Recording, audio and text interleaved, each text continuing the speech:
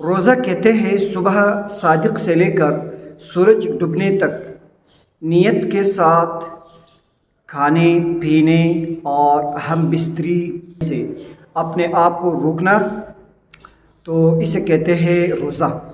روزے کے دوران کسی شخص کو آپ نے دیکھ کر تو وہ نسیان بھول کر کچھ کھا رہا ہو یا پی رہا ہو، تو کیا حکم ہے؟ آپ نے اس کو مطلق کرنا ہے، خبردار کرنا ہے، یاد دلانا ہے روزہ اس کو یا نہیں؟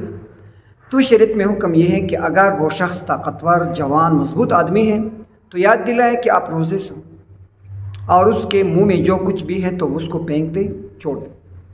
اگر آپ کے سامنے کوئی بھول کر کچھ کھا پی رہا ہو اور وہ کمزور عمر رسیدہ بوڑھا ہو، تو پھر آپ کو سکوت کرنا چاہیے، اس کو یاد نہ دلائے کہ آپ روزے سے۔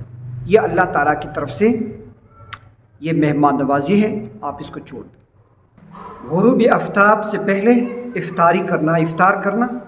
اگر کسی نے اس گمان پر، اس خیال پر کہ سورج غروب ہو چکا ہے، اس نے افطار کیا، پھر بعد میں پتہ چلا کہ غروب شمس نہیں ہوا ہے، غروب آفتاب نہیں ہوا ہے، تو پھر اس کا یہ روزہ نہیں ہوا۔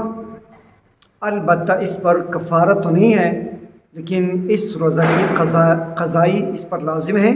رمضان کے بعد پھر اس نے قضائی لانا ہے اس کی۔